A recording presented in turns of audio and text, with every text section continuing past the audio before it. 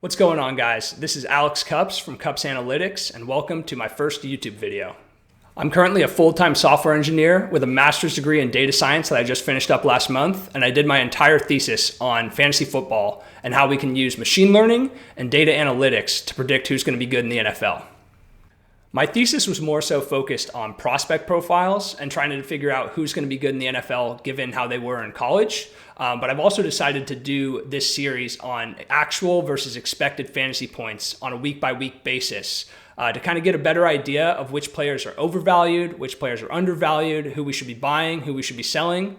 Looking at the differences between expected and actual fantasy points can be super helpful because it lets us figure out which players are being utilized in a way that they should be scoring a lot of fantasy points and maybe they're not, or perhaps they're not being used in a very valuable fantasy-friendly way, but they are scoring a lot of fantasy points. Maybe they're getting into the end zone more than we would be expecting. So looking at the deltas between those two numbers can really help us figure out who's overperforming their roles and who's underperforming them. So it can be some really useful information. So my plan here is to go one by one, game by game, looking at each of the pass catchers. So running backs, wide receivers, and tight ends, and trying to figure out what we can take away from this week specifically going forward and whether there should be any trade targets or anything like that.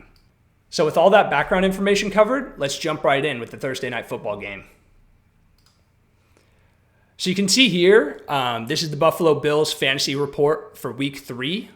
And you can see it's sorted by fantasy points scored, actual fantasy points scored in the game. And we have the position of the player, we have their fantasy points, we have their expected fantasy points, we have the expected fantasy points plus minus given their actual fantasy points. So orange indicates that the player scored more fantasy points than they were expected to. So you can see with James Cook, that difference of 3.9 is 20.8 minus 16.9. So he overperformed his expectation by 3.9 this week. Fantasy points per game, that's the number of fantasy points basically, the player's been scoring throughout the first 3 weeks on average. Expected fantasy points per game is the expected amount of fantasy points per game.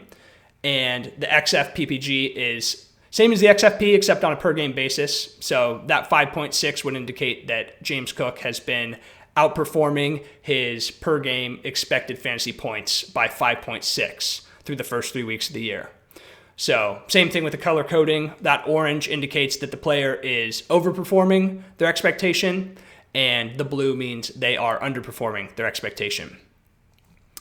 Position rank, that's their actual position rank across their position. So James Cook right now in PPR is RB3, and his expected position rank is 6. So that is the expected fantasy points per game position ranking, where the position rank overall is fantasy points per game actual. So so now that we've explained, what the table has and what each column represents, let's jump into each of the players, or the most important ones, I should say, for Buffalo on Thursday. So James Cook, you can see 20.8 fantasy points, continues to overperform his expectation. You can see 3.9 over expectation this week, 5.6 over expectation on a per game basis over the first 3 weeks. I wouldn't say that I'm super worried about James Cook or that he's going to regress. I think this is kind of what you get when you play in a super high-powered offense. James Cook just has a nose for the end zone pretty much, it seems like, every week at this point. And he's also getting a large percentage of the carries, a much larger share than he was last year. So if that keeps up, I think I would have no reason to think that James Cook should be regressing anytime soon. So even though he's RB6 expected right now, I think he's firmly in that, top 5 area, at least rest of season, if he keeps this same share of the backfield up and the Bills keep looking good. So Dalton Kincaid, 5.9 points over expectation. Kind of been a theme with Dalton Kincaid this year so far. He's, tight end 6 right now after 3 games. Expected position rank would be tight end 9. So not a huge delta there. I kind of view him as, a mid to back end tight end 1 the rest of the way, hoping he gets into the end zone on a weekly basis. Khalil Shakir is another one of those guys that I just, I'm not seeing it this year like I was last year, Position rank, wide receiver 55 through 3 weeks, and expected position rank, wide receiver 64. He outperformed his expectation given his usage this week by 7.4 fantasy points. So not a guy I'm really looking to get in my lineup anytime soon. I think it would take a couple injuries on the Buffalo offensive front, other pass catchers to really get him more involved. But, he's due to have a couple spike weeks here and there. Jackson Haas is interesting. He's a rookie tight end. For those of you that don't know him, he did catch a touchdown from Josh on that little shovel pass early in the game on Thursday. And, with Kincaid there and also, with Dawson Knox getting quite a few, touches, he's out there as well. So Haas is the tight end 3 on this team, but he's definitely someone I'm interested, especially in Dynasty. He's worth a pickup. PFF actually has Haas as the number 1 graded receiving tight end out of this rookie class. Actually, I think in the entire NFL through 3 weeks, which is pretty insane. So granted, it's a small sample size. He hasn't caught a ton of balls, maybe like 4 or 5. So super small sample, but something that's interesting. They're seeing something out there on film that he's looking good. So as a rookie, someone I'm definitely interested in stashing in Dynasty. Not much of a thought about him in redraft though. Keon Coleman, another one, kind of 2 games in a row now where he's back down to earth after that insane first game. Kind of where I was expecting him to be, mid wide receiver 2, low end wide receiver 2, mid wide receiver 3. Wide receiver 33 actual through 3 games and wide receiver 47 expected. So not great. We're hoping for a little more there, but, if Buffalo gets in those shootouts like they did in week 1, he's going to be a guy that they continue to go to. So not much else to say about any of the other backfield mates. Ty Johnson, Ray Davis, they're not, doing much in the backfield that they were doing last year. I think James Cook kind of has a stranglehold on this backfield right now. So I think that's pretty much it for the Buffalo front. So next we'll jump into the other side of the ball with Miami, and not as exciting as Buffalo for sure. So Achane at the top with 16.1 PPR points this week. He is still outperforming his expectation on the year by 3 points. So RB6 on the year, RB11 expected. Another one of those guys that he's going to keep getting there as long as this offense looks terrible. But I will say, Ollie Gordon getting into the game, getting a lot more run than he did through the first 2 weeks. So I'm a little worried about Achane going forward, especially if Ollie Gordon starts picking up the role that Mostert had a couple years back, where he was vulturing all of the red zone carries, getting into the end zone on pretty much anything from the 5 and in. Achane's going to keep catching the passes, so he's going to have a super high floor, but I am a little worried about the ceiling going forward if Ollie Gordon continues to eat into his workload. Passing options, Tyreek Hill, Jalen Waddle, they both got there because they got into the end zone, but not super exciting. Obviously, nothing's working in this offense right now in terms of the downfield passing. Tua looks terrible. If I were to start one, it would definitely still be Tyreek. He is wide receiver 21 in expected fantasy points through 3 weeks. Jalen Waddle, even though their output has been similar with Tyreek at wide receiver 23 and Jalen Waddle at wide receiver 26, you can see that Jalen Waddle is significantly outperforming his expectation through 3 weeks. So he is expected wide receiver 48, so a delta of 22. So he's overperforming quite a bit over the last 3 weeks, and I would be hesitant to get Jalen Waddle into my lineups if I had better options. I think that's pretty much it on the Miami front. No one really outside of Achane, Tyreek, Waddle, and Ollie Gordon. Someone to keep an eye on, not someone you want to start right now, but I think those are pretty much the core 4 guys in this passing attack. So jumping into the early slate on Sunday, we'll start with the Minnesota Vikings versus the Cincinnati Bengals. Vikings took that one pretty handily, 48-10. You wouldn't know it looking at their offensive performance because that game was pretty heavily carried by the Vikings defense. The Bengals offense couldn't get anything going with Jake Browning. Jordan Mason led the team, 23.6 fantasy points, but only 11.8 expected. He did get into the end zone twice. So 12.63 fantasy points per game on the year for Mason. I expect that to kind of stay around there with Aaron Jones out and him getting all of the work. So, solid RB2 going forward, I'd say. He's, position 21, so RB21 on the year, RB32 expected. So, low end RB2, high end RB3 for Mason, but I'd lean more so towards the, mid RB2 with Aaron Jones out. Hawkinson, 15 expected and 15 actual fantasy points this week. So he hit right on his expected production. He is the expected tight end 17 through 3 weeks, but the actual tight end 24. So he's underperforming a little bit, but we really want to see this passing offense for Minnesota get going so we can see Hawkinson get back into that tight end 1 range. Same thing with Justin Jefferson, such a bummer with what's going on in Minnesota right now. He is wide receiver 25 in expected fantasy points on the year, wide receiver 29 actual. So brutal start to the year for J-Jeff owners. 12.5 PPR points in this game. So just not the ceiling we're looking for with Justin Jefferson. And I think that's pretty much it for Minnesota. We're not interested in any of the backup tight ends, any of the backup running backs. Thielen, expected fantasy points, 5.7, didn't have any. So maybe that's something to keep an eye on. But I don't think I want the wide receiver 2 in this offense right now with how it's looking. All right, other side of the ball, we have the Cincinnati Bengals.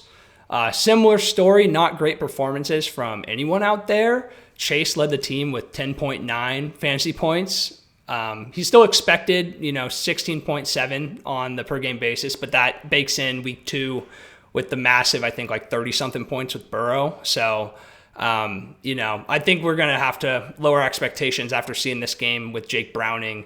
It's not looking good. We saw a couple games with Jake Browning and Chase, I think it was a year or 2 ago, and they were clicking, but, it's brutal. It's brutal. It's definitely not what we're hoping for when drafting Jamar Chase. So hopefully things get better. You're never going to sit him, but not encouraging to see in their first week together. Drew Sample, I think, just got in the end zone, I'm guessing, 10 fantasy points, not interested, not going to be starting him. Noah Fant, mid tight end 2, not super interested. Chase Brown, another one that's just brutal, man. I mean, 6 fantasy points, 15 expected. That's the third week in a row that he's been 6 to 9 fantasy points under his expectation given his role. So just hasn't been able to get anything going. You can see he's the RB31 on the year, expected RB10. So big difference there between his actual production and what he's expected to be getting given his role. So I don't know. I mean, you have to panic a little bit with, the quarterback play in Cincinnati right now and what's happening with Chase Brown and just the offense in general. But I'm going to be hard pressed to sit him with that role. I mean, he's getting all of the work in this backfield, and you really have to have some better options to be sitting Chase Brown. So I'm still thinking of him as, low end RB1, probably more of a mid RB2 though. T. Higgins, just brutal again. I mean, this offense can't support 2 top 24 wide receivers with Jake Browning. It's just not possible. 2.5 fantasy points, 5.2 expected wide receiver 62 on the year, just absolutely terrible. So hoping it gets better, but I wouldn't leave the light on for T. Higgins. And yeah, I think that's pretty much it. Not really interested in P. Ryan, Gesicki. That's about it for Cincinnati. Not looking good. All right, going to the next game, we have the Texans playing the Jaguars. Texans lost 10-17. We'll start with them. Nico, 24.4 fantasy points, 18.7 expected, so pretty solid week for Nico. He did outperform his expectation by about 6 points, though. He's still underperforming on the year, though. You can see he's wide receiver 18 on a per-game basis, and he's expected at wide receiver 15. So still solid. We're just really hoping for a little bit more. We're hoping for more clicking between Stroud and Nico, and hopefully we can get Stroud a little more time behind that offensive line so he can generate some of those downfield plays to Nico like he was doing in previous years. Dalton Schultz, mid tight end 2, had a solid week, 9 points for a tight end, not terrible. Still only averaging about 6.8 on the year, and tight end 20 expected. So he's underperforming a little bit, but not someone I'm looking to start on a weekly basis. Nick Chubb, kind of a classic Nick Chubb week, didn't get into the end zone, had 9.5 expected fantasy points. Mid RB2, low end RB2, high end RB3 going forward with nobody else really contributing. Actually, I take that back. We should definitely talk about Woody Marks, the rookie. He has been kind of a sleeper in terms of getting some of that passing work earlier than I think a lot of people thought he was going to get the work. So I'm definitely interested in keeping an eye on Woody Marks. And if we can see him on the field more often, I think he could generate a lot of dump offs from Stroud, especially given this offensive line play. So someone I'm definitely interested in looking out for on waivers and redraft leagues. And also just hoping we can get him into the lineup soon if the games start to wear on Chubb a little bit more going forward, which I'm sure they will. Christian Kirk back to the playing field after 2 weeks off with an injury. 13.4 expected fantasy points, so pretty solid. Jumped right into that wide receiver 2 role. Only had 5.5 actual fantasy points, but I believe he had 8 targets, 3 catches or something like that. So someone you can feel pretty comfortable plugging in as a low-end wide receiver 2, high-end wide receiver 3 going forward. I really wish it was Jaden Higgins. I wish they were, going to give that slot work to Jaden Higgins or even Jalen Noel. I think they can both work out of the slot and do pretty solid. So I'm really hoping we get to see Higgins or Noel prove their worth on the field. Give them a little more play, a couple more snaps, hopefully get the ball in their hands and see what can happen, because I think we can see both of them make some pretty electric plays given their prospect profiles. So I think that's pretty much it. Not super interested in Hutchinson. On the Jaguars side of the ball, not a ton of great fantasy production out here. Brenton Strange led the way with 12.1 fantasy points, expected for 11.3. That gets him up to tight end 16 in expected points per game on the year. He's actual tight end 19, so not someone you're really looking to start on a weekly basis unless you're in a pinch. Travis Etienne with 11.6 fantasy points. He's averaging 16.3 on the year, but he's only expected for 11.8 points per game. So he's outperforming his expectation pretty heavily so far this year. He is the RB9 on the year, but the RB23 in expected fantasy points. So someone I'd definitely be looking to move off of if I could for another option, especially with the arrival of Bashal Tutin, who got into the end zone this week. He had 8.1 fantasy points. He's just beginning to eat a little bit more into that ETN workload every week, and he's looking good doing it. So he's someone I'm definitely super excited about. I think he continues to make this a split with ETN and probably makes it more of a 50-50 split than we would like to believe as an ETN manager. So I think Tutin is someone to keep an eye on for sure, and we'll want to monitor how this backfield breaks up in coming weeks. Definitely the biggest takeaway from this passing attack is how bad Brian Thomas Jr. has been. Not only has he not looked great on the field, but he's also just fantasy-wise been underperforming his expected fantasy points by a margin that I think might be the highest or beyond amongst the highest in the league for wide receivers. He is the expected wide receiver 14, but he's the actual wide receiver 62, which is a delta of 48 wide receivers. I think that is the biggest delta for any of the big name guys. So his role is there. He just really has not been able to capitalize on it recently. I'm hoping that changes, but it's going to be interesting. I mean, he really hasn't ever been able to find lasting success with T-Law at quarterback. So it'll be really interesting. I have no doubt that BTJ is a super talented wide receiver, but we're going to need to see it start clicking a little bit more because you don't actually get points for expected fantasy points, as I'm sure you know. So the role's there, but we really want to see it one of these weeks. Parker Washington, interesting name here with Travis Hunter playing a lot more defense this game and not seeing as many offensive snaps as he was seeing in the first 2 weeks. Parker Washington kind of got the call as the main wide receiver 2 in this offense. So he was expected for 15.8 fantasy points this week, which actually leads the team. He only had 7.4 actual fantasy points, but he is now, after 3 weeks, the expected wide receiver 29, whereas he's the actual wide receiver 46. So definitely a name to keep an eye on. It seems like he has some connection with T-Law and has T-Law's trust as a go-to target, maybe even more than BTJ right now, as crazy as it sounds.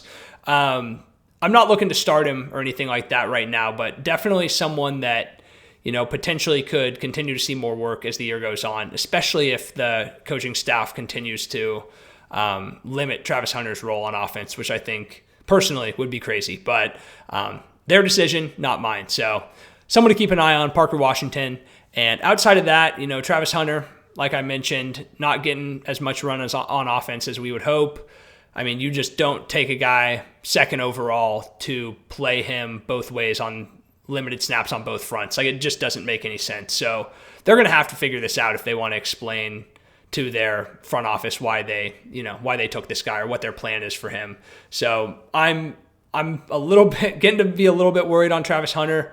I would definitely like to see some change quickly in the next couple weeks here.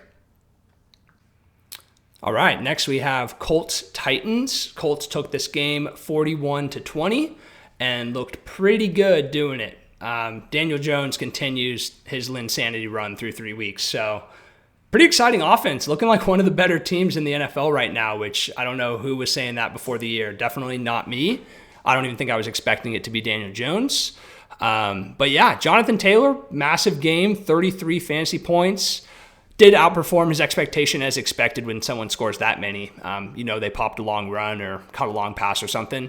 So 23.8 expected. That's still amazing, obviously. He now has 19.8 expected fantasy points on the year. He is outperforming that by around 5 points with 25.03. So he is the RB1 overall right now. He's expected to be the RB2, but we're not going to nitpick here. He's having a great year, and I could definitely see JT making another run at the RB1 overall spot this year. We got for wide receivers, Michael Pittman, wide receiver 15 on the year, wide receiver 43 expected. So he really is. He's just been going crazy through 3 weeks. I don't really buy the fact that he's going to be the long-term wide receiver one. Long-term meaning the rest of this year, so not super long-term, but I don't buy that he's going to be the dominant wide receiver one on this team this year.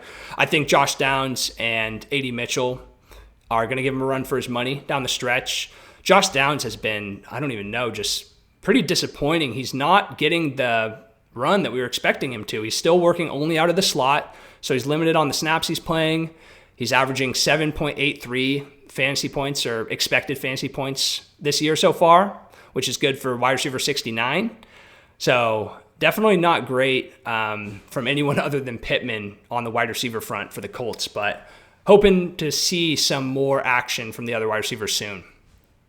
Tyler Warren, man, just continues to be the best, I was going to say the best rookie tight end that we've seen in a long time, but definitely, he's up there with how good Bowers was at this early point in the year last year for Bowers. So I'm very impressed with Tyler Warren so far. Averaging 11.2 fantasy points through 3 games, 11.7 expected per game, expected to be the tight end 6.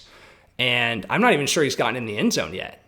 So, if we get to see a couple end zone targets or a couple connections between Daniel Jones and Tyler Warren in the next couple weeks, he's going to skyrocket. So he's a guy that, I really wish I had more of. I did not have enough Tyler Warren. I was pretty heavy on the Colston Loveland over Tyler Warren front this offseason. I wish I balanced it out a little bit more because they are both amazing prospects. So DJ Giddens, another guy. We're getting to see a little bit of run with him earlier this year. I think it was week 1. He had a couple carries. This week gets in for a couple, but, not great. He is a true JT handcuff, though. We've definitely seen that. He is going to get all of the workload if JT gets hurt. So someone to keep an eye on, definitely. I would have him stashed as a quality handcuff, especially given how good this offense has looked through 3 weeks. On the other side of the ball, we have the Titans, and they continue to underperform their expectations fantasy points wise through 3 weeks. You can see pretty much everybody is in the red there on their expected position ranking. Tony Pollard expected to be RB19. He is the actual RB25. Expected for 16.6 fantasy points this week and gets in for 13.9. So I'm continuing to roll out Tony Pollard. I'm just hoping that this offense can start clicking a little bit more. Cam Ward can get a little bit more comfortable under center, and I think we'll start to see some of these options really start to work. Alec Manor, another guy that I was super high on as a prospect, and I'm absolutely loving what I'm seeing from him through 3 weeks. He has pretty much emerged as the clear-cut wide receiver 2 for Ward. And he gets in for 12.1 expected fantasy points this week, 13.8 actual, so he exceeds it by a little bit. He is expected wide receiver 41 on the year, good for 10.9 fantasy points per game. So definitely someone I'm keeping an eye on. Almost startable in redraft, I would say, at this point. He and Ward have an awesome connection, it seems like. And I'm really excited if I have him in Dynasty. So another prospect that has looked like one of the best wide receivers from this class so far, which is awesome. Calvin Ridley, on the other hand, again, just a major underperformance from Ridley. 3.7 actual fantasy points, 9.4 expected. You can see his per game stats with 6.3 actual fantasy points per game and expected for almost 12 over the first 3 games. So he is wide receiver 40 in expected fantasy points and wide receiver 74 in actual fantasy points. So he has clearly gotten a pretty slow start to the year. He and Cam Ward are not connecting like I think the team was hoping they would going into this year. So I think that's something that will wire itself out over the coming weeks, though, as Cam Ward continues to get more comfortable, like I was saying a little bit earlier. So other than that, I think Julius Chestnut, solid handcuff for Tony Pollard. Obviously not a super high-octane offense right now, but Chestnut's looked good with the carries he's had. And he was honestly a pretty interesting prospect coming out as well. He had some hype around him. So someone I'd be interested in stashing, especially in Dynasty, redraft, maybe leave him on the waivers for now, but don't be surprised if he ends up being a little bit more relevant going down the stretch. All right, next game, we got Vegas playing the Commanders. Vegas loses this one 24-41, and their offense was interesting, to say the least. Trey Tucker, 41 fantasy points, expected for 18.6. Still pretty good. I honestly thought it might be a little lower than that. Obviously had some crazy connections with Geno down the stretch there when they were playing catch-up.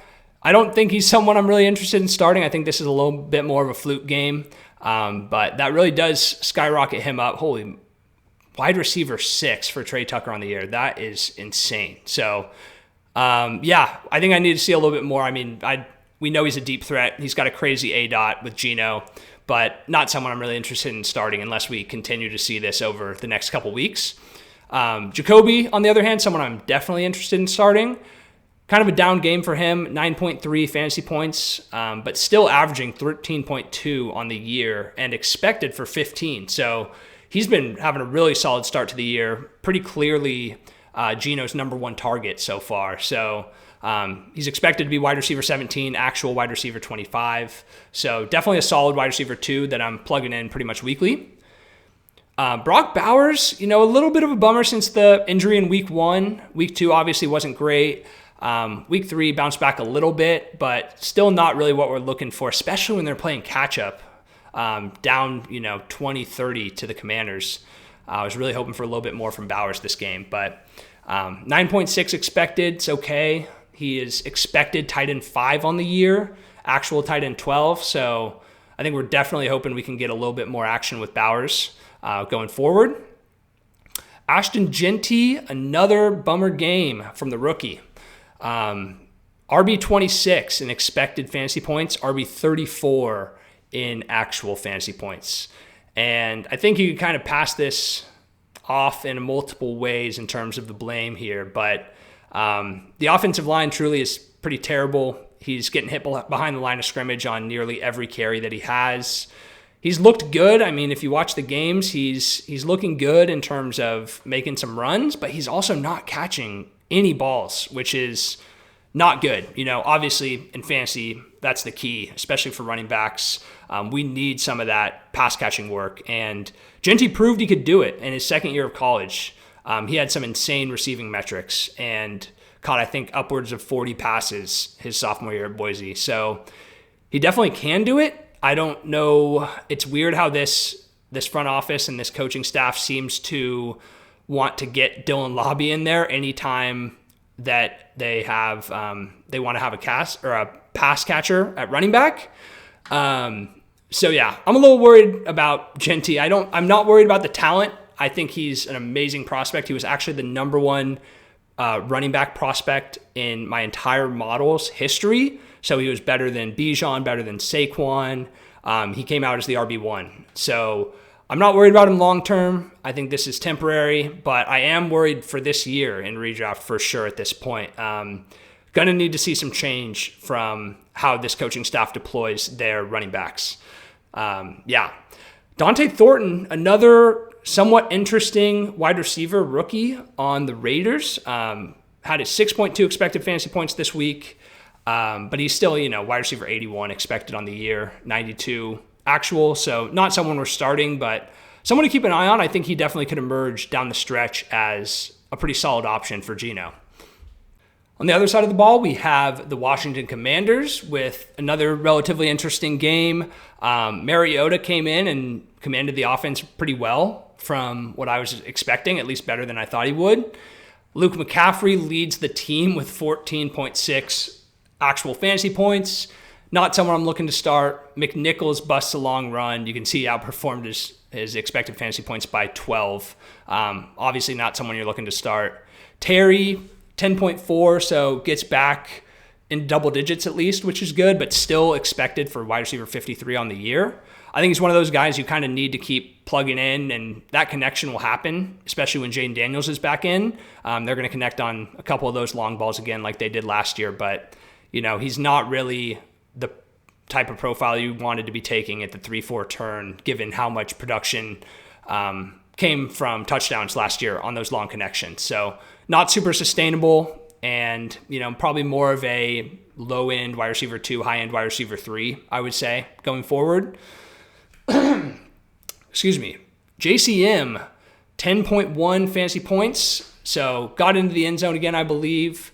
He's having a pretty solid start. 8.67 actual fantasy points per game, 7.2 expected. So, he's a low-end RB3, maybe high-end RB4, but if you're in a pinch, I think he's a solid flex at this point.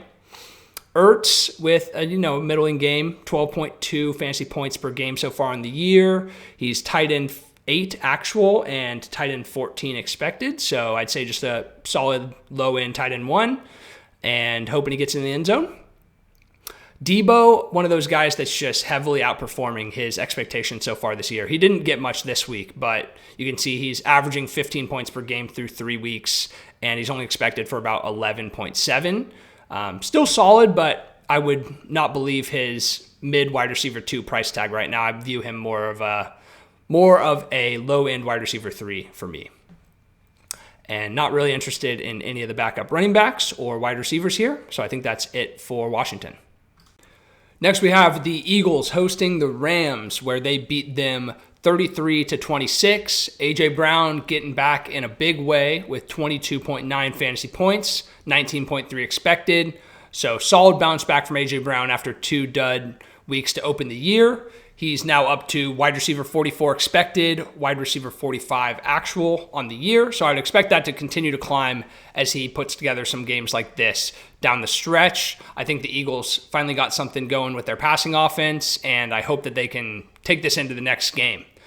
Devontae Smith as well, another big bounce back game, 20 fantasy points, 19.2 expected. So right on expectation there. He also gets up to wide receiver 38 expected on the year, wide receiver 40 actual. So continuing, hoping to see those two climb over the next couple weeks.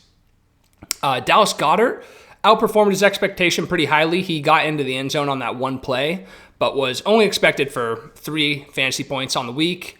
He is the tight end 11 right now, but the tight end 22 expected. So I would say that Goedert is, probably a low end tight end 1, maybe a mid tight end 2 going forward. Saquon underperformed his expectation by 10.4 expected fantasy points.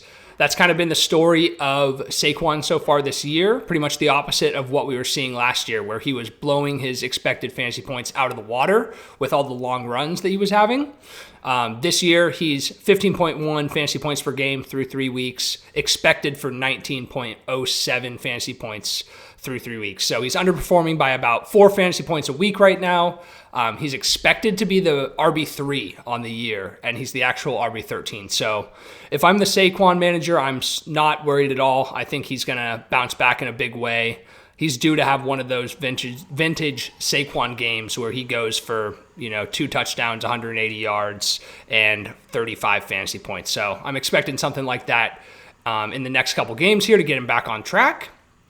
And John Mechie, Jahan Dotson, the only other 2 Eagles to touch the ball. We're not too interested in either of them.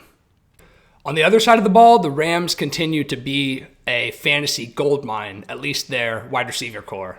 Puka Nacua, 22 fantasy points, both expected and actual. He is currently the actual wide receiver 1, but the expected wide receiver 2. Well, Devontae is the actual wide receiver 16, but the expected wide receiver 5. So that's pretty crazy to see. We have 2 top 5 wide receivers in this offense right now in terms of expected fantasy points per game. So that is absolutely what we love to see from a fantasy perspective. The Rams are perfect. 2 solid wide receivers, both getting used like wide receiver 1s and consolidating pretty much every single target between the 2 of them. So that is awesome to see. Kyren Williams with another good game, 19 fantasy points, expected for 18.8, so he's right on expectation there. He is running a little bit cold so far, underperforming his expectation through 3 games by almost 2 fantasy points. Nothing crazy. He's expected to be the RB12, but he's the actual RB15 on the year. I think you can continue to start Kyren as a solid RB1. He's going to have one of those games where he gets in for multiple touchdowns, probably multiple of those games going forward. So those are pretty much the only 3 that we are interested in for week-to-week fantasy starts from the Rams. But it's probably worth noting as well that Blake Corum is easily the clear-cut handcuff to Kyren. There was some back and forth this offseason between Blake Corum and the rookie Jarquez Hunter. Blake Corum, at least for now, has that role locked up. And if we were to see Kyren go down, I would expect to see essentially the same production coming out of Corum. So solid player, solid handcuff. I would definitely be rostering him in both redraft and dynasty, obviously, as a good stash in case we get a Kyren Williams injury. Next, we have the Falcons falling to the Panthers 30-0 after the Panthers looked like the worst team in the NFL through 2 weeks. They come out, flip a switch, and look great on offense. Can't say the same for the Falcons that we're seeing here. Bijan, solid game, chasing game script the entire time, so not going to get the massive Bijan game, but 16 fantasy points expected for 14.5. He is still averaging over 20 per game through 3 so far with 20.1 fantasy points, and he's expected for 18.3 per game so far. So he's running a little bit hot, but nothing too crazy. You can see there's no difference between his RB4 position rank and his expected position rank also being RB4. Drake London, on the other hand, big discrepancy between his actual position rank and his expected. He is expected to be the wide receiver 20 given his role, but he is the actual wide receiver 48. So we have seen Drake London run pretty cold to open the year. You can see he's underperforming his expected fantasy points per game by roughly 4 through the first 3 games. So I am a little bit worried about Drake. He was the wide receiver 1 in expected fantasy points after week 1. And I was really excited about what we could be seeing this year for Drake. But especially with Penix looking as bad as he did in week 3, it's a little worrisome for this passing offense. Darnell Mooney, honestly, great role. He had expected 17 fantasy points, only came down with 8. So he underperformed by about 8.5 fantasy points there. But good to see Darnell Mooney coming back and having a solid role in this offense still. He's the expected wide receiver 32, actual wide receiver 78 on the year. So clearly more upside to Darnell Mooney than what he's shown through the first 2 weeks of him playing. Kyle Pitts, again, solid game. He is back in that back end tight end 1 range, it seems like. He's looking healthy for the first time in several years, so I am pretty interested in starting Kyle Pitts if I have him. So I think you can start him up as a back-end tight end one with confidence pretty much every week. Nothing much else to say about any of the other role players on the Falcons. Tyler Algier still the main handcuff to Bijan, but nothing going to be coming out of him meaningfully for fantasy unless Bijan goes down with an injury. Other side of the ball, we have the Carolina Panthers with a bounce-back offensive performance. You can see top two fantasy point producers this week for them were the two running backs, Rico and Chuba. Both of them splitting the role a little bit more than they have in the first 2 weeks of the year. So Rico getting a little bit more run there. Rico good for 11 expected fantasy points. He gets in with 10.8 actual. So solid week for Rico. Chuba with 9.6 actual fantasy points, expected for 13.7. So that brings Chuba to the RB11 on the year in actual fantasy points per game and the expected RB14. So he's a solid back-end RB1, high-end RB2 going forward. Ted McMillan looking awesome per usual. I mean, he's still underperforming what his role would be giving him for his expected fantasy points. You can see he was expected for 17.4 this week. So that's actually his highest, I believe, for the first 3 weeks. Only gets in with 7.8 actual fantasy points, so underperforms by about 10 fantasy points this week. But you can see 16.47 expected fantasy points per game from the rookie through his first 3 games, and that is awesome. You can see he is the expected wide receiver 9, actual wide receiver 34. I'd say T-Mac is one of the players I'm most excited about going forward throughout this season. I think he seriously has top 12 wide receiver upside down the stretch. He is an electric rookie. He's been making crazy plays every single week. You're seeing nothing but highlights coming out the next day on Twitter. I am super into T-Mac, and I would be looking to buy him wherever I can in both redraft and dynasty. And in terms of other wide receivers, Hunter Renfrow, another one of those, solid, I wouldn't say solid, but a wide receiver that you can plug in a pinch. He only had 2.6 fantasy points this week, but was expected for 7. His expected fantasy points per game through 3 weeks is now 11.73. So pretty good for someone that you can pick up off waivers in pretty much any redraft league right now. I would definitely be interested in picking him up and plugging him in as a last-ditch effort flex option. He is the wide receiver 37 in expected fantasy points. So, low-end wide receiver 3 that's pretty much available everywhere. I picked him up in a couple leagues. I think he's not your worst bet if you want to plug in a wide receiver. And other than that, I think the tight ends here. Bummer news on JT Sanders. JT Sanders, I think, left the game with a high ankle sprain that's going to have him out for 4 to 6 weeks. I was actually really excited about JT Sanders after last week. I believe he was the expected tight end, like 8 or 9 in fantasy points. And the box score wasn't really showing it yet, but I was picking him up pretty much everywhere because he's shown a lot of promise through his first year, obviously last year, his rookie year, and the first few games of his second year. So bummer that he's, I think, headed to IR, but someone to keep an eye on when he gets back and see down the stretch if he can reclaim that tight end 1 role on this team. Next, we had the Steelers beating the Patriots 21-14. Jaylen Warren with a solid game, 13.1 fantasy points, expected for 22.1. So great role for Jaylen Warren to open the year through these first 3 games. He underperforms his expectation this week by 9 fantasy points. That brings him up to 17.3 expected fantasy points on the year, which is good for the RB7 overall.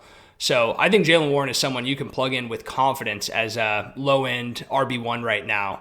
Might not be the sexiest player, but honestly in this offense with Caleb Johnson opening the year in the doghouse, it would appear, and the other option being Kenneth Gainwell, and we know what Kenneth Gainwell is at this point, Jaylen Warren is getting all the work back there, and he is solid. So I'm very into Jaylen Warren going forward this year. DK with a pretty mid-game, expected for 10 points, good for 12 points. He's been having a pretty mediocre opening to the year, I'd say, through 3 weeks. He's the wide receiver 35 actual because he's got into the end zone a couple times, but his role says that he's good for wide receiver 51 given his expected fantasy points. So not great from DK being such a high pick, I believe like a 3-4 turn pick. So hoping to see more, hoping to see a little bit more out of the role from DK, what they're asking him to do over in Pittsburgh. But so far hasn't been too great. Calvin Austin got into the end zone, but not someone I'm interested in starting. He's expected wide receiver 59 on the year, wide receiver 44 actual. So unless you're in a pinch and seriously can't find a better option, I'd rather go elsewhere than Calvin Austin. And the split between Jonnu and Pat Freiermuth has been pretty frustrating. Nobody's really emerged as the number one. I guess you'd say it would be Jonnu because he is the expected tight end 24 here, and Pat Freiermuth the expected tight end 35. So Jonnu's definitely the tight end 1 in terms of his role in this offense, but it really isn't great. You're not getting much fantasy-wise from either of them right now. On the other side of the ball, Patriots were slinging it out there. Drake May was looking good. Hunter Henry, 29 fantasy points, big game, 22 expected, and that brings him up to, tight end 3 on the year, tight end 4 expected. So solid role for Hunter Henry. He is clearly the tight end 1 still in this offense. We're not seeing Hooper make a jump or anything like that. So I would continue to start Hunter Henry with confidence as a mid to low end tight end 1. Ramondre, Travion, Antonio Gibson. That is quite an interesting situation right now with those 3 running backs. I believe we had 2 Ramondre fumbles, one being on the goal line, Gibson with a fumble, and then finally the coaching staff said, you know what, maybe we'll give our second round draft pick a chance now that we've seen our 2 veterans fumble the ball combined 3 times. So we finally got to see Travion get in there, I believe, in the second half after Ramondre and Gibson fumbled away the game. Travion didn't look spectacular. He didn't have any of those crazy plays that we were seeing in preseason. He is getting the passing down work. When he was getting in there in the second half, he was getting the third down work. He was also catching passes from Drake May. So that's what we were looking for in his profile. He's obviously a great pass catcher. And if we can see him take that role from Stevenson and Gibson and consolidate more of those snaps to himself, I think he will be a solid option for us going forward. But for now, it's just a gross 3-headed backfield. I'm hoping that what we saw from Stevenson and Gibson this week gives the coaching staff, a kick in the face to get their second round pick some more touches. It really makes no sense why you draft this guy in the second round and proceed to be giving so many more touches to Stevenson and Gibson. I know all the work about him not being a great pass blocker, all the rumors like that, but he was a great pass blocker in college, and I think he can get back to that if you let him just get comfortable for more than a couple snaps at a time. So hoping to see more from Henderson going forward. For the wide receivers, there's not a ton. It's kind of like Packers style wide receiver by committee. I'd say the best option still is probably going to be Booty. Booty with a down game here, but is averaging 9.9 fantasy points on the year, 8.17 expected. Not great. He's the wide receiver 52. Diggs, wide receiver 66, wide receiver 67 expected. So brutal stuff from the New England wide receiving crew. So hopefully we can see that consolidate a little sooner and Drake may start to establish a connection with one of those guys. So I think that's pretty much it for the wide receivers. Oh, also Demario Douglas though, man. Got to talk about that fourth down that he couldn't convert to the first down at the end of the game. Closed the game, went back instead of diving for the first down. That was brutal to see. Hasn't looked great for Demario Douglas over the first couple weeks either. Next, we have the Green Bay Packers going to the dog pound and losing to the Browns 13-10. Just a brutal loss for the Packers. Couldn't get anything going on offense. Josh Jacobs, yet again, topping the chart for the Packers with 24.1 expected fantasy points this week. Only gets home for 12.4. He's now up to 18 points expected per week right now and only averaging an actual amount of 13.6 fantasy points per game. So he's underperforming by about 5 fantasy points per game right now, and his expected ranking in the RB position is 5th. but his actual is the RB18. So he's clearly underperforming pretty heavily. He's probably one of the biggest underperformers, along with a guy like Chase Brown at the RB position. So Jacobs, probably a good buy. I mean, this offense has looked solid so far. He himself has not looked super great in terms of breaking away big runs like he's done in previous years. He's kind of just ground and pound, 3 yards and a cloud of dust behind him right now. But still, I mean, it's one of the best roles in the NFL on one of the best teams in the NFL. So I'd be wanting to buy Jacobs where I can, if I can get him for cheap, especially right now. Wide receivers on the Packers continue to just be impossible to predict who's going to be productive, if any of them. Matthew Golden, 7.5 expected fantasy points, 10.1 actual, so he outperforms it by a little bit. He's only up to 5.07 fantasy points per game on the year right now, which is good for wide receiver 88. So definitely not trustable in the lineups yet. And I mean, we're really going to need to see these targets consolidate a little bit between one or two of these wide receivers before anyone's trustable at this point. Dobbs and Wicks, same thing, both mediocre performances. So I'm staying away from Green Bay Packers wide receivers as much as I can right now. Tucker Kraft, kind of a bummer game. You know, I really wasn't even expecting him to play this week with the knee injury he suffered in practice. He might have been having a little bit of a decoy game. I haven't looked at the snap percentages for him. I'm guessing he was not out there for his normal allotment of snaps, but he's still a solid option, 13.4 PPR points on the year and expected for about 9. So he has been outperforming pretty heavily still by about 4 fantasy points per game. He's the tight end 5 actual, but the tight end 13 expected. So I'm still rolling Tucker Kraft out there, but I'm not really buying the top 3 tight end rest of season thing. In terms of backup RBs, it looks like it's all Emmanuel Wilson. So if you wanted to stash Emmanuel Wilson as a good handcuff for Josh Jacobs, I would do that. I'm not sure how that's going to shake out when Marshawn Lloyd gets back from IR. I think he's eligible to return week 5. So I'd be interested in monitoring what that looks like behind Josh Jacobs once Marshawn Lloyd's back. On the Browns side of the ball, it looks like we might be seeing the Quinshon Judkins emergence as the top dog in this backfield, which is super awesome to see. He gets in for 16.5 fantasy points, 15 expected fantasy points this week. So he's right on expectation given his role. He now has 13.3 fantasy points per game through 2 weeks and is good for the RB19, expected RB24. So I think it's great to see him getting featured as the main running back in this backfield. I think it says a lot about him doing what he did this week against the Packers front, who, you know, we saw in week 1 shut down Gibbs and Montgomery. In week 2, they shut down Bill and Eckler. And for Quinshon to come out and look like he did against that defense, I think says a lot about his talent. He was a pretty elite prospect in my model. He was, I believe, the RB 2 or 3 overall in terms of predicted fantasy points by my model over his best 3 seasons in the NFL. So I think he's got a great ceiling.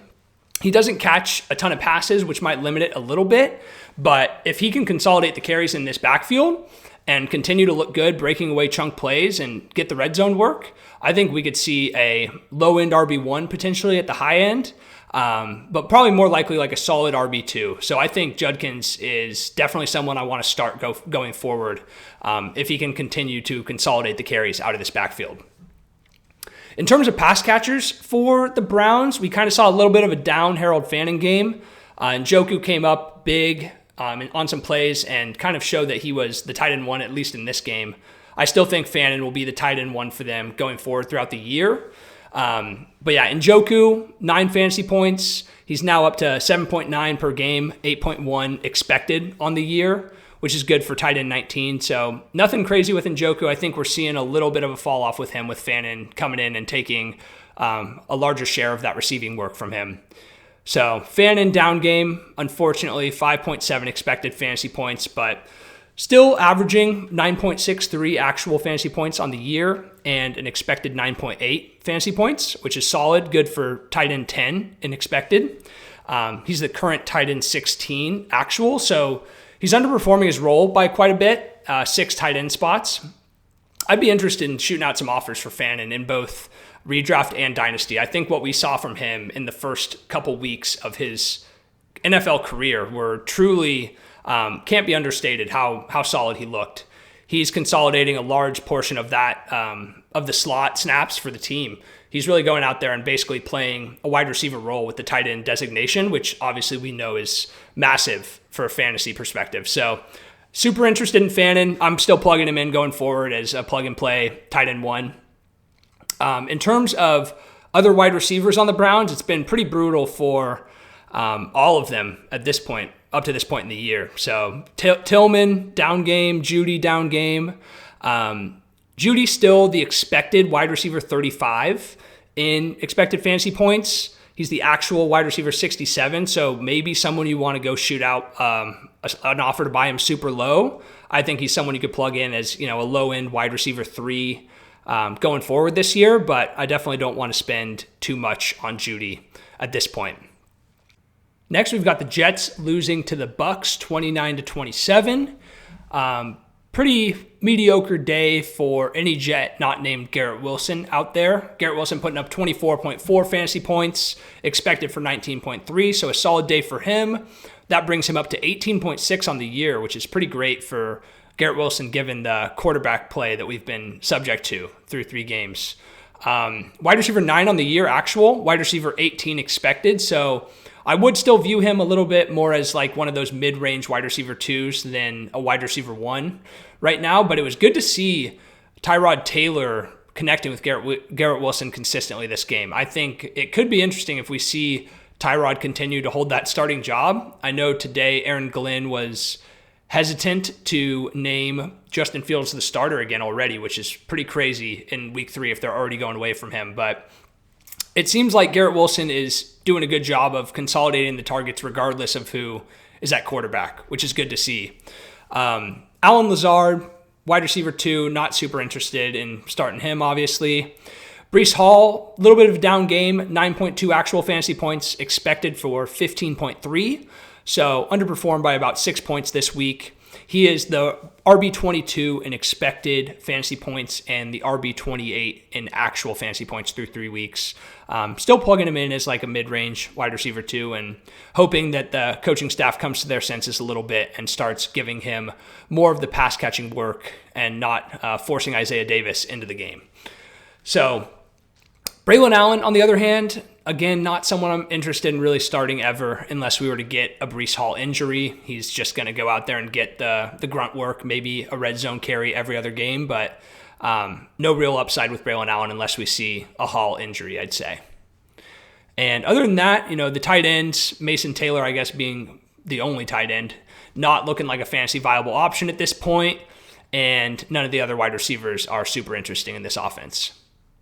On the Bucs side of the ball, we had some solid fantasy performers this week. I think this was Igbuka's best week as a pro, personally.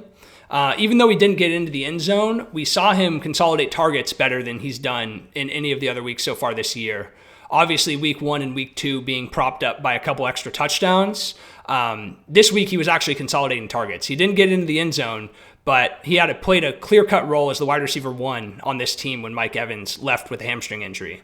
So someone that I'm definitely firing up with confidence, whether or not Mike Evans is in the lineup, but I'm guessing Mike's going to probably miss at least 1 to 2 weeks with this hamstring injury.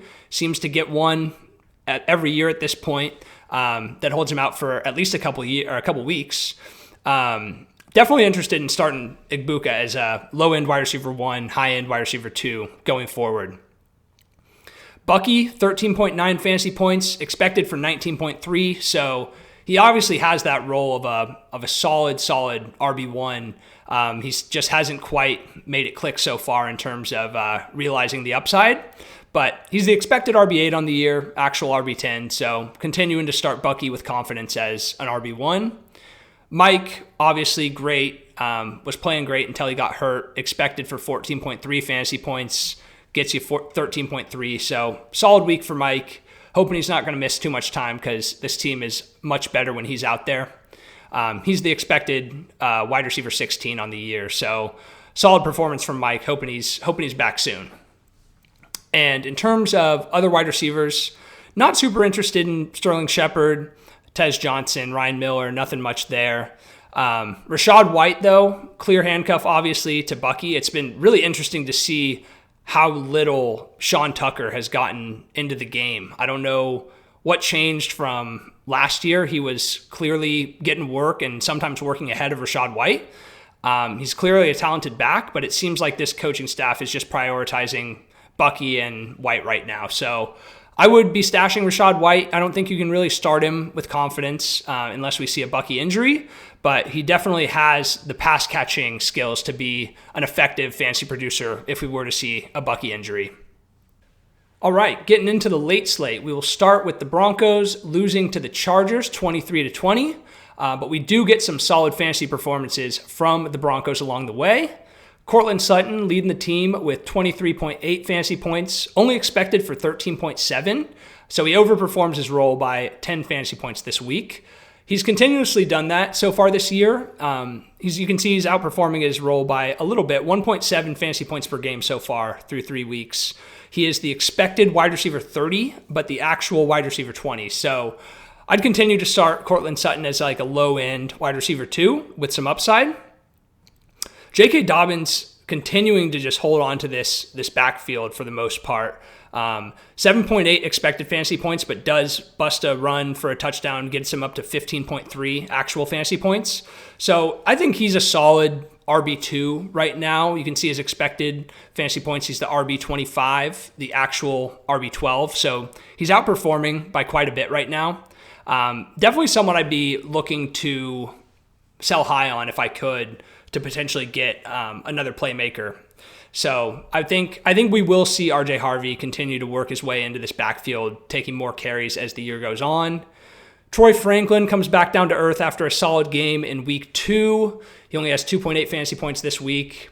Marvin Mims, only 1.4 fantasy points. Obviously, a couple big missed balls from Bo Nix deep to Franklin and Mims. So that was a bummer to see. I think they could have both had much bigger days.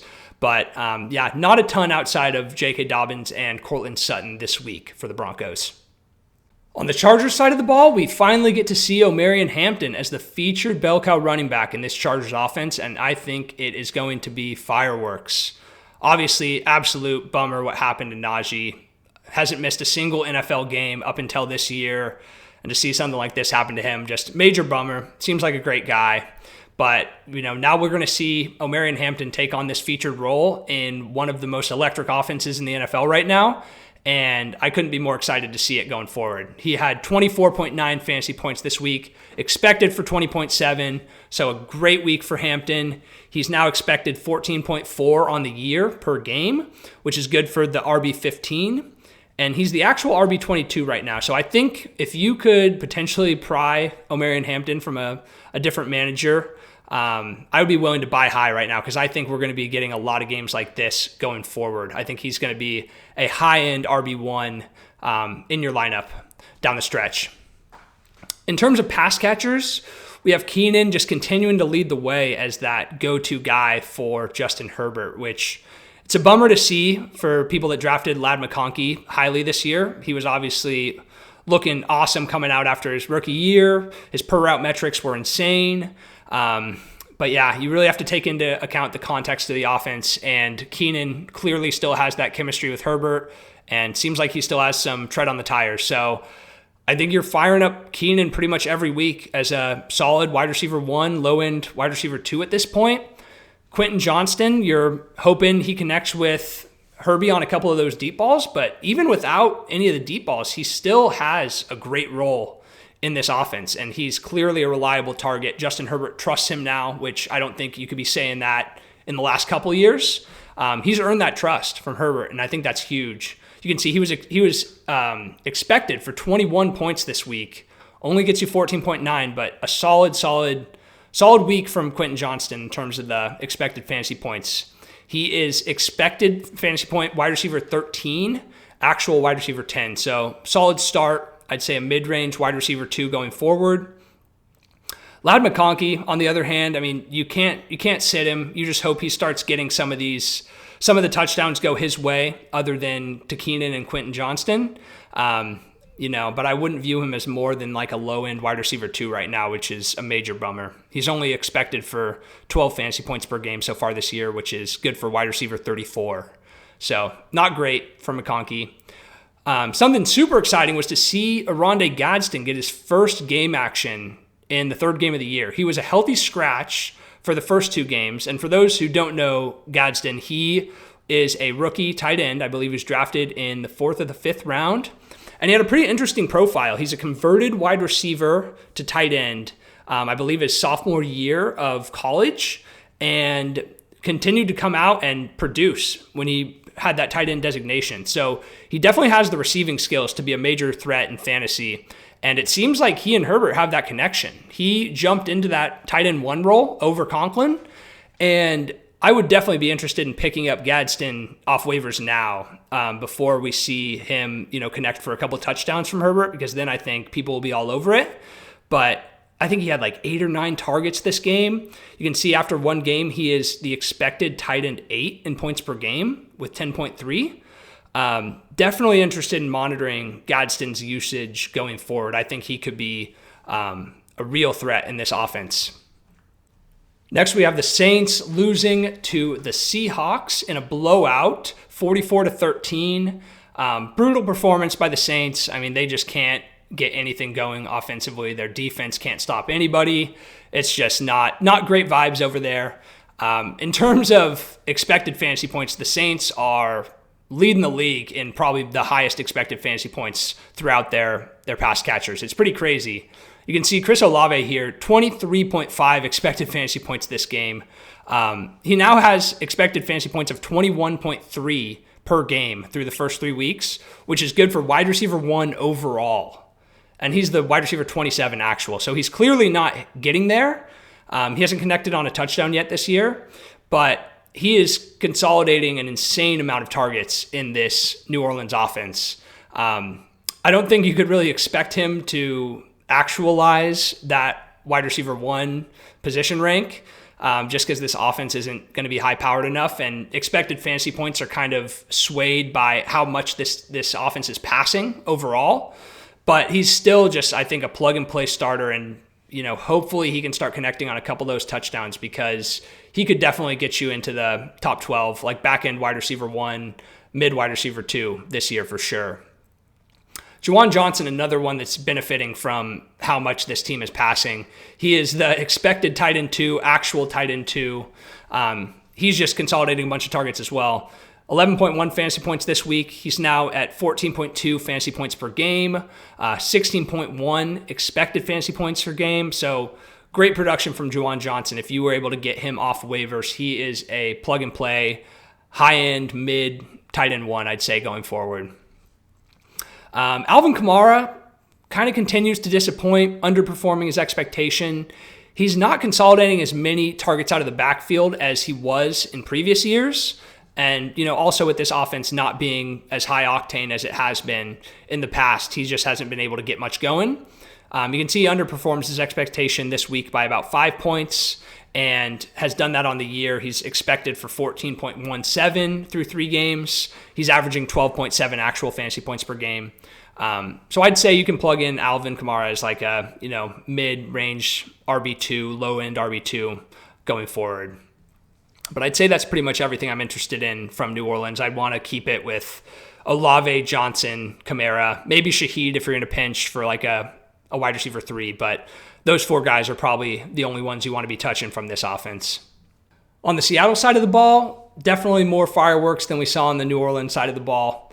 This passing offense continues to just funnel through JSN. He's looking like the real deal, and we are seeing him ascend on a weekly basis at this point. I think he is a plug-and-play wide receiver 1. You can see he's averaging over 20 points per game currently.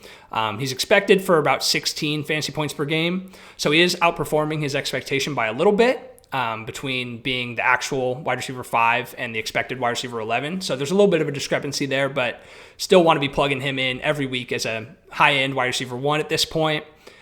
Kenneth Walker, we saw him in the featured bell cow role for this offense with Charbonnet out, and he performed as we'd expect. You know, he didn't really have to do much in this blowout. I think they pulled him with the other starters early in the second half, but he got home with 2 touchdowns before then, 18 fantasy points, expected for 14.6. So still not really killing it on the expected fantasy points front, but definitely a plug and play, you know, high end RB2, low end RB1 with Charbonnet out. Also got to see Torrey Horton emerge as potentially the second passing option in this passing offense. So that'll be interesting to monitor going forward. We saw him go for a kick return touchdown, like a 99-yard kick return touchdown, which was awesome to see. You can see the fantasy points here don't account for that. He had 12.2 fantasy points on offense and then another 6, I believe, for that kick return touchdown. But definitely someone to monitor going forward. I want to see if he can emerge as the second option for Darnold here. See if he can pass Cooper Kupp, because that would be interesting to see. He was a great prospect as well coming out. Outside of them, I think that's pretty much it in this offense. Cooper Kupp continuously has not been delivering through 3 weeks. You can see he's the wide receiver 70 in expected fantasy points, wide receiver 65 actual. So not someone you want to be plugging in on a weekly basis, especially if we continue to see Torrey Horton playing on the offensive snaps going forward. Next, we have the Cowboys losing to the Bears 31-14. So it was great to see this offense finally click a little bit more than it was in the first 2 weeks. The passing attack was led by Burden with 19.8 fantasy points this week. You can see he outperformed his expectation by 12.5. I think he only had 3 catches, one of which being that 60-yard flea flicker from Caleb for the touchdown. So not someone I'm looking to start immediately. Obviously, super happy if you have him in Dynasty to see him earning that trust from Caleb and starting to get on the field a little bit more. But definitely want to see this a little bit more going forward before we can trust him as a fantasy starter. But I definitely look to add him in redraft if he's available, because I think we could see him start to work in a little bit more as the wide receiver 2 behind Odunze in this offense. And speaking of Odunze, he had a great game as well. 15 fantasy points, 13 expected. So continues his great start to the 2025 campaign. 21 fantasy points per game so far, 16.7 expected. So he is outperforming that a little bit. Wide receiver 8 in expected fantasy points, wide receiver 4 actual so far. But regardless, solid wide receiver 1. We're seeing Odunze break out like we were hoping we would this year. And I think you can continue to start him with confidence as a solid wide receiver 1, wide receiver 2. DJ Moore with 12.8 points this game, 11.7 expected. So DJ Moore, I think, could be quickly falling to the third passing option in this offense with Luther Burden continuing to break out over the next coming weeks. DJ Moore, I think, could continue to see his fantasy points go down. And he is the wide receiver 49 in expected fantasy points, wide receiver 41 actual. So I wouldn't be expecting the wide receiver 1, wide receiver 2 production that we've seen from DJ Moore over the past few years with all the new weapons in this offense. And it seems like how Ben Johnson wants to use them. So I think other than that, Colston Loveland, we saw him make a couple nice plays and then he left the game with an injury. That was a bummer because I think he could also be one to emerge in a great way for this offense over the next few weeks. So hopefully he's able to make it back out there next week as well. DeAndre Swift, another okay game with 10.8 fantasy points. He's averaging 12 on the year, 13 expected. So pretty mid-range RB2. I wouldn't be surprised to see the Bears add another running back or maybe work in Roschon Johnson a little bit more.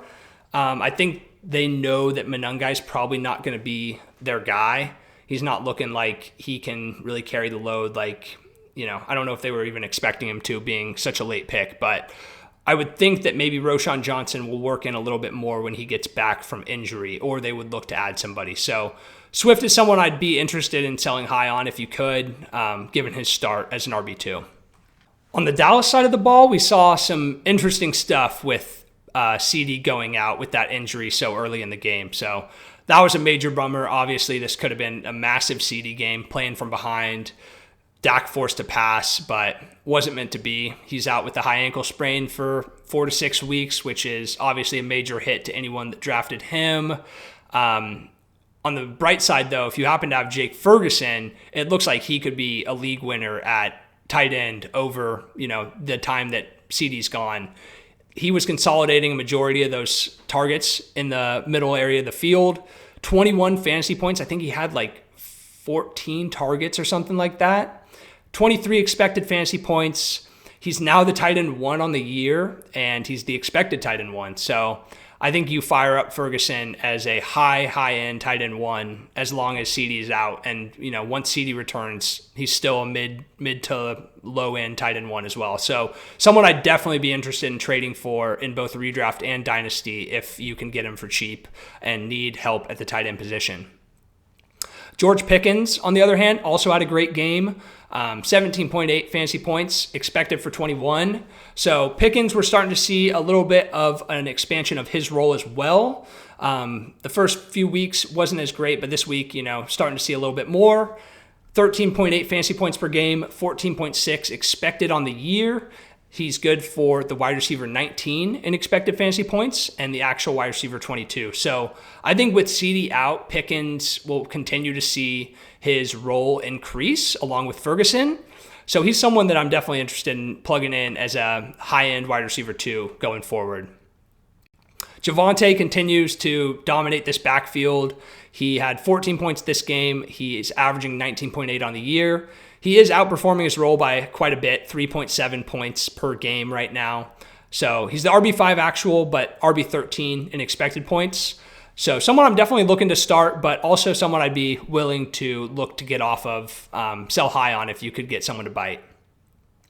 Outside of that, I think that's pretty much it. I think Sanders obviously is the clear-cut handcuff to Javonte here and also has some standalone value. Someone you can plug in as RB2 if you're desperate there. But definitely would be monitoring this backfield over the coming weeks to see if, the roles change at all. It seems like we might be able to see Jaden Blue work in a little bit more. He's been a healthy scratch through the first few weeks, which was a little bit of a surprise. But it'll be interesting to see if Javonte can continue to hold this bell cow role on his own, or if we'll see someone start to eat into his work a little bit more. Next, we have the 49ers taking down the Cardinals 16-15 with a game-winning field goal in the final seconds. So classic 49ers stuff in terms of fantasy production. C-Mac expected for 35 points. Insane.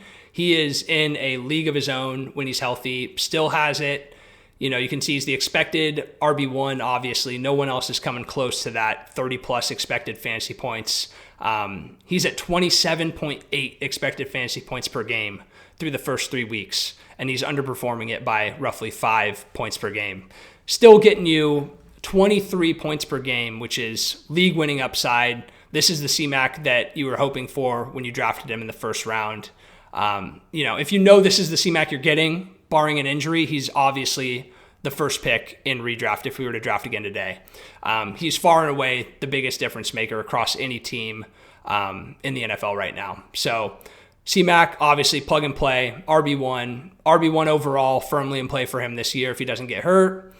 Ricky Pearsall with a breakout game too. That was awesome to see. You can see he had 19.7 fantasy points this week, expected 19.8, so he was right on expectation.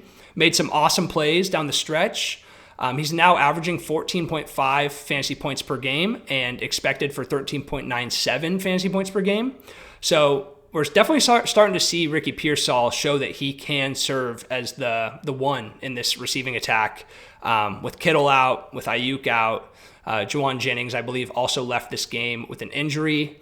I would be looking to start Ricky Pearsall now with confidence as a pretty high-end wide receiver too. I think he could continue to see this regardless if it's, Mac Jones or Brock Purdy. He's proven that he can be a solid receiver and play that number one role, which was a big question coming into this year. So great to see from him. Jake Tonges filling the Kittle role as best as he can, I guess, 4 fantasy points. Can't be starting Jake Tonges. I started him in a league this week. Not doing that again. That's pretty much it. Brian Robinson, obviously a clear handcuff to C-Mac, but you're not starting him if C-Mac's healthy. So I think that's pretty much it. I do not like to see Sky Moore's name on this report. I'll just say that. On the Arizona side of the ball, we finally saw Trey McBride get into the end zone, so that was awesome. 15.3 fantasy points expected for 13.7, so solid production from Trey McBride. Pretty much what you'd expect from him. He's now up to 13.73 fantasy points per game on the year, right on expectation. So high end, tight end 1. He's currently the tight end 4, expected to be the tight end 3. Right where you want Trey McBride. Just hoping to see a couple more of those touchdowns go his way in the coming weeks. James Conner, leaving with an injury. Brutal to see. Hate to see it. Looking like we're going to be seeing a lot of Trey Benson going forward. At the beginning, when Conner had just gotten hurt, looked like the head coach was trying to force Amari DeMarcado to be a thing again, and he proved very quickly that he can't be a thing. I think he fumbled on like his third carry, got stuffed a bunch of times, didn't get a fourth down on a draw play to him. Not going to be interested in DeMarcado, hoping we don't see much more of him. I think it's Trey Benson season now. I think he has looked the part a lot better than he looked last year. He's definitely starting to click with this offensive line a little bit more. I would be looking to plug Trey Benson in as a mid RB2, high-end RB2 with Conner out the rest of the season. If he's somehow on your waivers and redraft, he's absolutely worth every single fab dollar. If you have $100, I'm spending every single dollar on Trey Benson. He's going to be a plug-and-play RB the rest of the way. So someone I'm definitely interested in picking up or trading for if I can. In terms of the passing options, outside of Trey McBride, man, Marvin Harrison Jr., talk about a brutal performance from the man. Yeah, just hate to see it. 7.4 fantasy points, expected for about 10.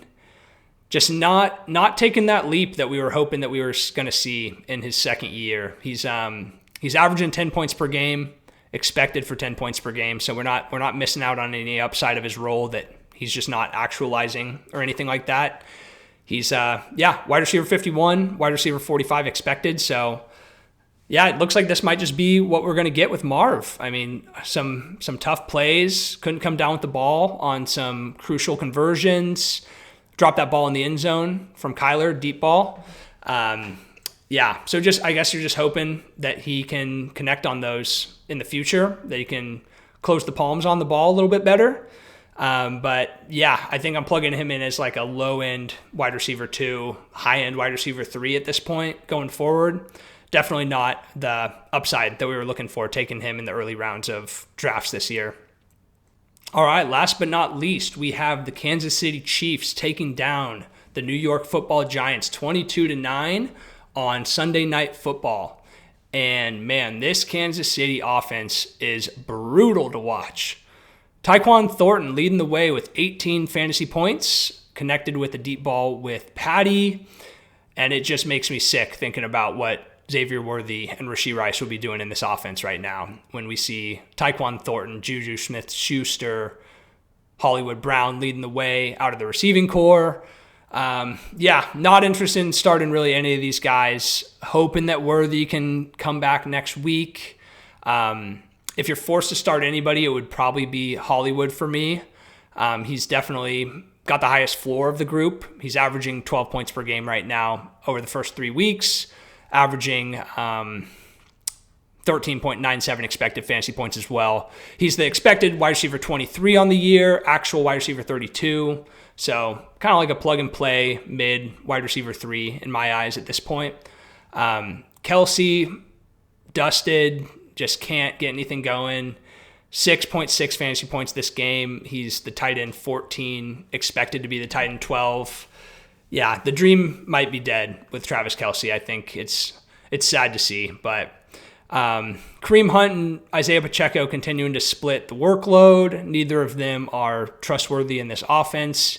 You can see that Kareem Hunt is the expected RB46. Isaiah Pacheco is the expected RB47. So they are right there together in back-end RB4 range. So not what you're looking to see if you have either of those guys.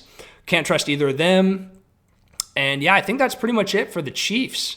Not exciting on any front, no matter how you slice it. So hoping to see Worthy come back and hopefully he can, consolidate those targets that Juju's getting, maybe get a couple of the deep balls that Thornton's been getting. But until we see Worthy and Rice back, I'm not really interested in starting any of these guys.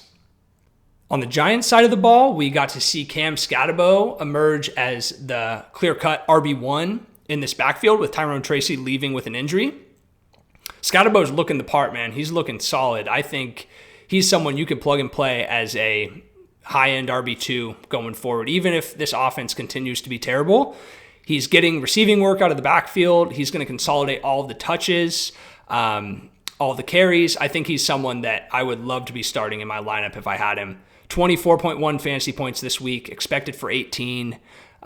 He's the expected RB20 on the year, actual RB17, but I'm expecting those numbers to skyrocket with Tracy out and him getting all of the work out of this backfield. So Scatterbo, you're obviously stoked if you have him. I think he's going to be super reliable, high floor, high ceiling down the stretch for the Giants and for your fantasy rosters. For the pass catchers, definitely a bummer game from Wandale and Malik Neighbors. Neither of them really did much. Malik expected for 9.5 fantasy points, had 3.3. Just not a great game. The connection with Russ wasn't clicking today.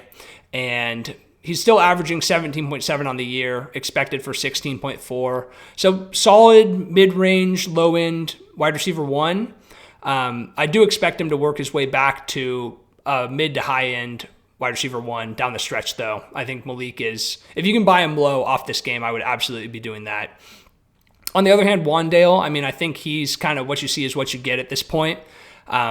We've seen that he is getting a little bit more of that down the field work, where in the past he's only been getting the short area stuff.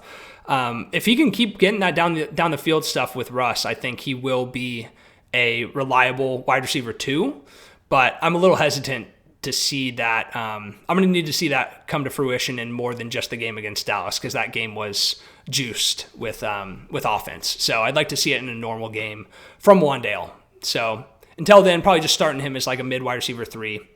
And in terms of tight ends, can't trust Theo Johnson, Daniel Bellinger, Chris Manhertz, none of those guys. So really just focusing on Scatterbo, Neighbors, and maybe Wandale if you need a plug-and-play wide receiver as well. All right, that's a wrap on the Week 3 fantasy report. Every running back, wide receiver, and tight end across the league, their actual fantasy points, their expected fantasy points, and where they stack up across the NFL. No Lions, no Ravens, because I'm making this before Monday Night Football. I'm expecting I'll make this before Monday Night Football every week. But if you do want to see how the position rankings change after those games occur, you can go check out my Twitter at CUPPS Analytics. The link will be in the description of this video, and I'll be doing a recap after Monday Night Football of all the games there, and you'll see the updated position rankings as well. So feel free to follow me over there. And if you have any feedback, I'd love to see it in the comments. I'd love to hear what you liked, what you didn't like about this video. Is it too long, too short? Which I can't imagine, because I think it's going to be like an hour. But yeah, it's been great making this video, and feel free to let me know what you think. I'd really appreciate any sort of feedback so I can make adjustments going forward. So that's all for me this week, but looking forward to seeing you guys in the future. Thanks for tuning in.